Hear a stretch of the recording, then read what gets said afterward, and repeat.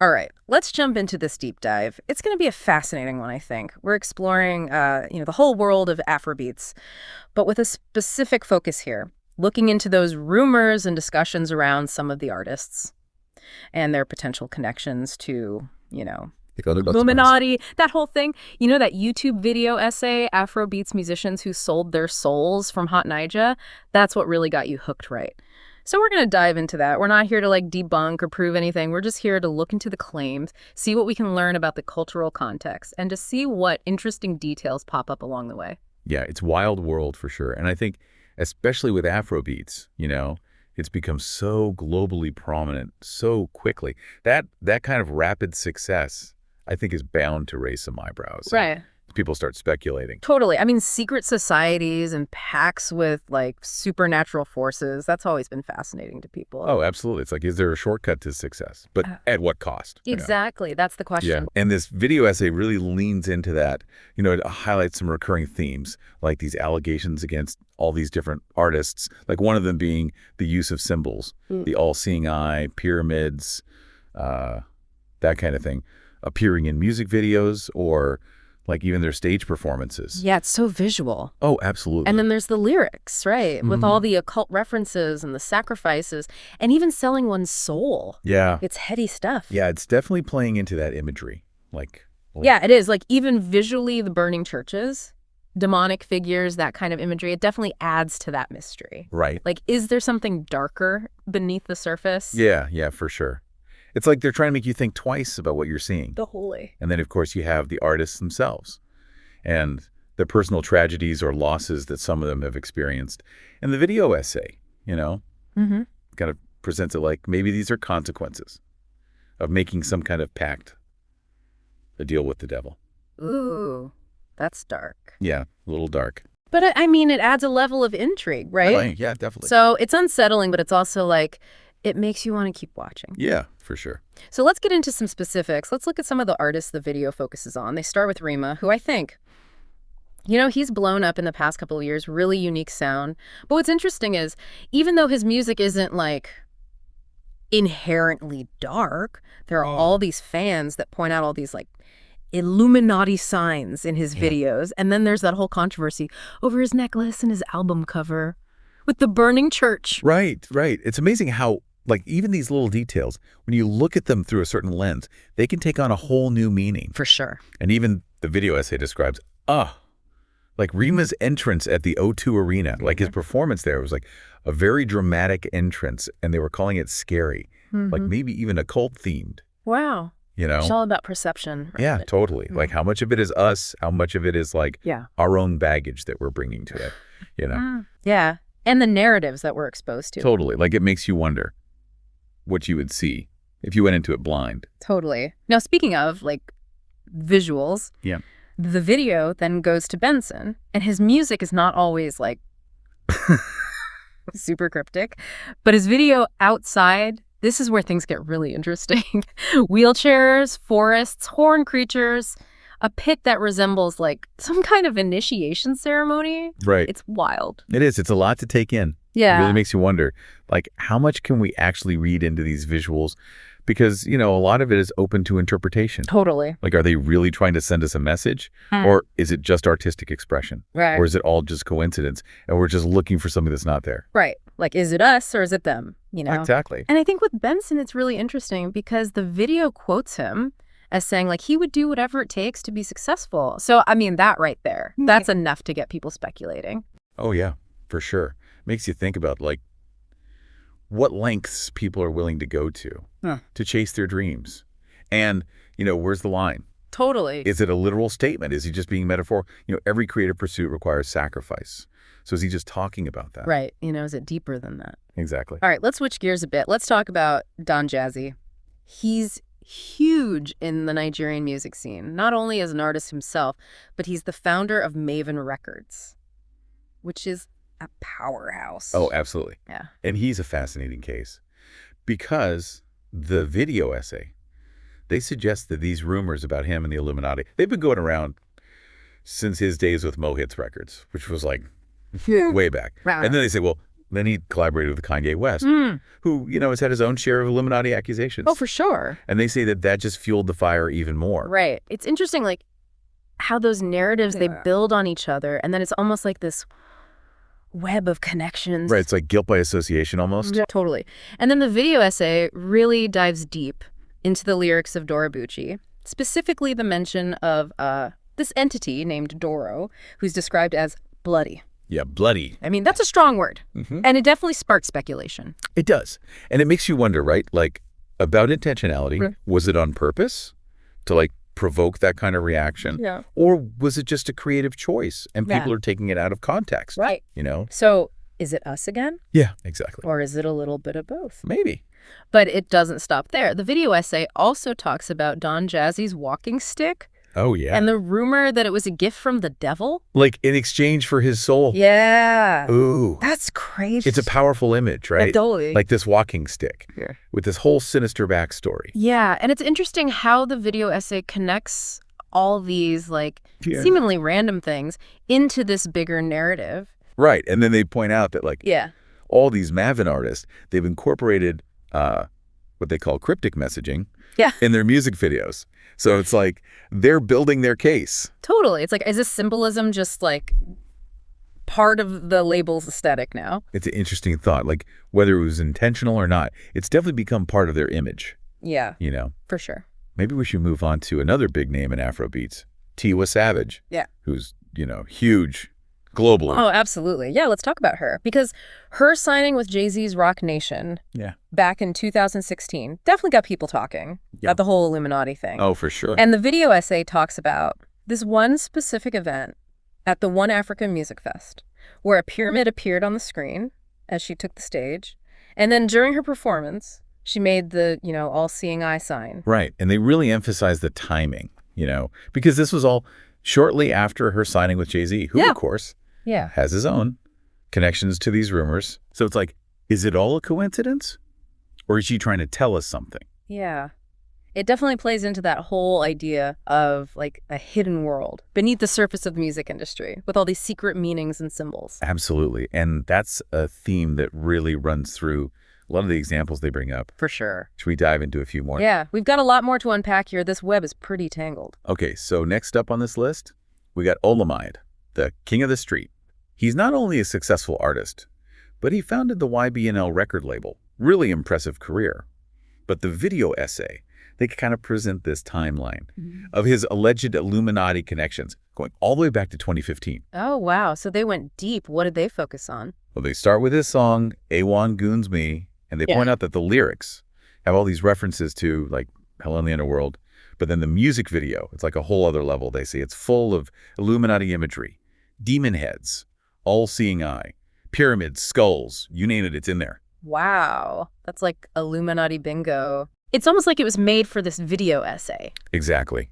And then they go on to 2016 when Omah Lay released Letter to Millie. And in that song, he straight up says, I sold my soul to the game. Ooh, that's a bold statement. Right. I mean, is he being literal? Exactly. Is it metaphorical? Yeah, who knows? Is he just playing with us? It's all up for interpretation. And then they bring up his later work too, like Logo Benz, where he talks about wealth and ambition. And they say, well, the lyrics and imagery, they have these like occult undertones. It's like he's playing with these themes on purpose. So basically, Omah Lay is a mystery. Pretty much. Keeping everyone guessing. Exactly. All right, who's next on this list? Okay, now we're getting into Davido, one of Nigeria's biggest stars, but also one of the most controversial. There have always been questions about his wealth and how quickly he rose to fame. And of course, the video essay. They tie that into the Illuminati theories. Right, Davido's story. It's definitely attracted a lot of attention. And the video essay doesn't shy away from discussing the tragedies he's experienced, like the deaths of his close friends, Chima and DJ Olu, back in 2017. Right. They were found dead in a car. And the circumstances were really mysterious. So, of course, that just added to the speculation. Totally. It's like, people are looking for explanations. And this tragedy, it just fuels that fire. It's like, was it just a horrible accident? Or was there something more to it? Exactly. And then, of course, there's the loss of his son, Ifeanyi. Yeah. That was just heartbreaking. And it's hard not to see how that wouldn't contribute to this whole idea of, like, A price to pay for success. It's heavy stuff. It really makes you think about how people cope with loss and tragedy and how we try to make sense of things that are beyond our control. For sure. And it's like we're always looking for patterns, even when they might not be there. Exactly. Okay, so you've got Davido. Who else did they talk about? Well, we got to talk about Wizkid, another massive star in Afrobeats, often compared to Davido. And like Davido, his success has also generated a lot of rumors. Right. I feel like those two are always being compared. They are. It's like this constant rivalry. And the video essay says the rumors about Wizkid and the Illuminati, they've been around since like 2012. Wow. So even longer than Davido. Yeah. And then in 2018, there was this incident where he made the all-seeing eye gesture during a performance. And that just blew up the internet. Right. It's crazy how these symbols, they take on a life of their own. They do. And it's hard to tell what's intentional and what's not. Totally. And then the video essay talks about his pet goat, which, some people interpret it as a symbol of Baphomet, the goat-headed deity. Oh, yeah, I remember that. People were freaking out about that goat. They were. Like, was it just a pet? Or was he trying to send a message? Who knows? Right. But then there's that story about the upcoming artist, Elo Ines, who claimed that Wizkid tried to sign him. After consulting an oracle. Oh, yeah, that's a whole other layer. Yeah. Bringing in the Nigerian spiritual traditions. Right. It's like, is Wizkid tapping into some kind of supernatural power? Exactly. It's fascinating. It is. And of course, the video essay analyzes the Joro music video, where he's singing in this candlelit room. That looks a lot like a shrine. Oh, yeah, I remember that video. It definitely has that, like, occult vibe. For sure. Yeah. So we've covered a lot of artists and a lot of examples. Are there any more that they focus on? Yes. There's D'banj, the Cocoa Master, known for his super high energy and catchy songs. Yeah. But even he hasn't escaped the Illuminati rumors. The video essay really hones in on the music video for Oliver Twist. Oliver Twist, that was a huge hit. What about that video screams Illuminati? Well, at the very beginning, D'banj actually says the word Illuminati, like directly into the camera. Wow, that's bold. Right. And then he shows off this necklace that has like an image of Jesus wearing a crown of thorns. And then it cuts to a shot of a statue of Mary smiling. Okay, I can see how that juxtaposition could be interpreted as like provocative. Yeah. Especially in the context of all these accusations. Totally. And the video essay argues that this is D'banj mocking Christianity. Which is like a classic Illuminati move. Right. So it's more overt than some of the other examples. It is. The video essay goes on to say that D'banj is actually trying to conceal his Illuminati ties. Wait, what? So he's both flaunting it and hiding it? That's what they're saying. I don't know. That seems a little contradictory. Like, are they just trying to fit everything to their narrative? Even if it doesn't make sense. It's like, pick a lane. Right. So who else is on this Illuminati hit list? Well, they also talk about Charlie Boy. A really interesting figure. He's known as Area Fada, which means area father in Pidgin English. Oh, I've heard that name, but I don't really know who he is. He's kind of like a cultural icon, especially in Lagos. He's known for pushing boundaries, challenging conventions. Oh, so he's not just a musician. Nope. He's more than that. In the video essay, they describe him as like electrifying, and they point to his weird appearance and his unusual behavior as evidence of occultism. Okay, but like, just because someone is different doesn't mean they're a Satanist. Right. I mean, come on. It's all about interpretation. Yeah. But the video essay does mention that Charlie Boy has openly identified as a Satanist. Really? I mean, is he serious?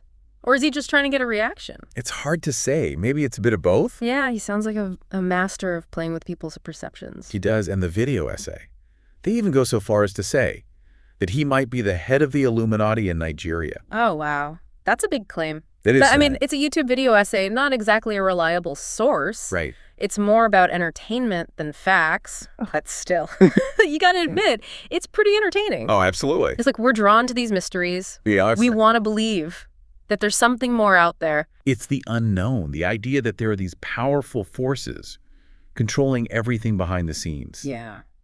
It's both fascinating and a little scary. Definitely.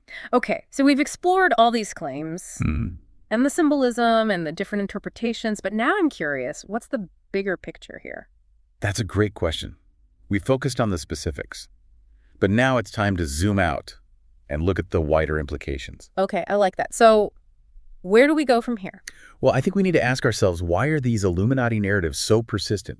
Not just in Afrobeats, but in music and pop culture in general. Right. What is it about these stories that resonates with us so deeply? I'm really interested in that angle. Like, what does it say about us? Exactly. Okay, let's do it. Let's dive even deeper. Okay, so we've talked about all the specific allegations, the symbolism, the interpretations. But now I'm really curious about the bigger picture. Like, why are these Illuminati narratives so persistent? Not just in Afrobeats, but like everywhere. In music, pop culture, Yeah, it's a question that's been around for a while, and there's no easy answer. It's a whole bunch of things. I think part of it is like the allures of forbidden, Oh, yeah, totally. secret societies, occult practice. It's all very mysterious. It makes you want to know more. It's like there's this hidden world out there that most of us will never see. And I think it makes sense that those ideas would get connected to the music industry because there's so much fame and fortune involved. Absolutely. It's like, are these artists just incredibly talented and lucky? Yeah. Or is there something else going on? Right. It's about power. Who has it? Who wants it? And how they get it. The Illuminati is like the ultimate symbol of power, right? It is this secret group pulling the strings, Yeah. controlling everything from behind the scenes. It's like a way to explain why some people succeed while others don't. Exactly. It's like if you're not part of the club, you're not going to make it. So it's easier to believe that someone made a deal with the devil than to accept that maybe they just got lucky. Right.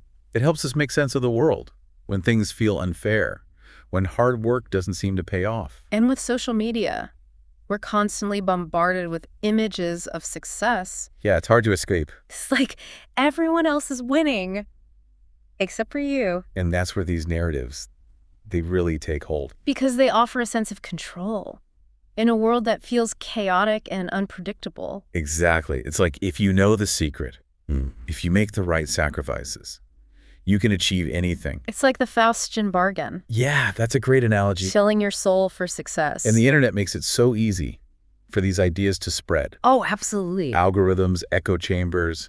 It's like a breeding ground for conspiracy theories. So, as we wrap up this deep dive, I'm left with a lot to think about. It's not just about entertainment. It's about our culture, our anxieties, our values. It is. And I think it's important to be critical of these narratives. For sure. Question your sources. Don't just believe everything you read online.